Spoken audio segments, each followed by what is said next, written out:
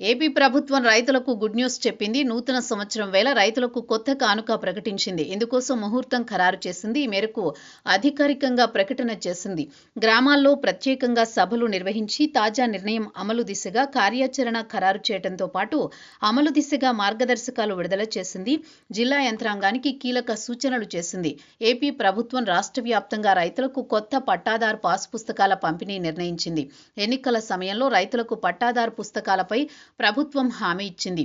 YCP హయాంలో మాజీ CM Jagan ఫోటోతో ఉన్న పాసు పుస్తకాలను తొలగించి రైతులకు అవసరమైన విధంగా కొత్త పట్టాదారు పుస్తకాలను పూర్తి సమాచారంతో ఇస్తామని కూటమి నేతలు హామీ ఇచ్చారు. కాగా ఇప్పుడు ఈ కొత్త పాస్బుక్స్ పై రాష్ట్ర రాజముద్ర ఎంబ్లం ఉంటుంది. అంతేకాకుండా క్యూఆర్ కోడ్ కూడా ముద్రించి ఉంటుంది. దాన్ని స్కాన్ చేయడం ద్వారా రైతులు తమ భూమి వివరాలు సులభంగా ఆన్లైన్లో చెక్ చేసుకునే వెసులుబాటు కలగనుంది.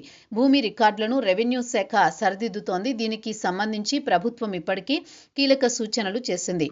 కాగా తొలి విడతగా 21.86 లక్షల పట్టాదారు పాసు పుస్తకాలు పంపిణీ చేయనున్నారు. ఇక రీసర్వే పూర్తయి గ్రామాల్లోని రైతులకు అందనున్నాయి. ఈ పాస్ బుక్స్ లో ఎలాంటి తప్పులు లేకుండా జాగ్రత్తలు తీసుకోవాలని ప్రభుత్వం నిర్దేశించింది. అదే సమయంలో లైవ్ వెబ్లాండ్ డేటాబేస్ నుంచి వివరాలు తీసుకుని ముద్రిస్తున్నారు.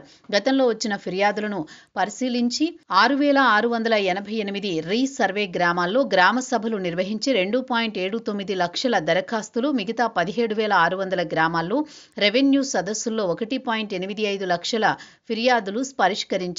తాజా నిర్ణయం మేరకు కొత్త సంవత్సరం ప్రారంభంలో జనవరి 2 నుంచి 9 వరకు గ్రామ సభలు నిర్వహించి ఈ పాస్ పుస్తకాలను రైతులకు అందజేయనున్నారు. రెవెన్యూ శాఖ అధికారులు రీసర్వే పూర్తయిన గ్రామాల్లో ఈ పంపిణీ చేపడతారు.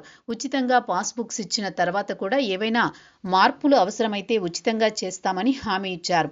ఈ కొత్త పాస్ పుస్తకాలు హై సెక్యూరిటీ ఫీచర్లతో రూపొందించారు. క్యూఆర్ కోడ్ స్కాన్ చేసి ఆధార్ నెంబర్ ఎంటర్ చేస్తే చాలు భూమి వివరాలు తెలుస్తాయి.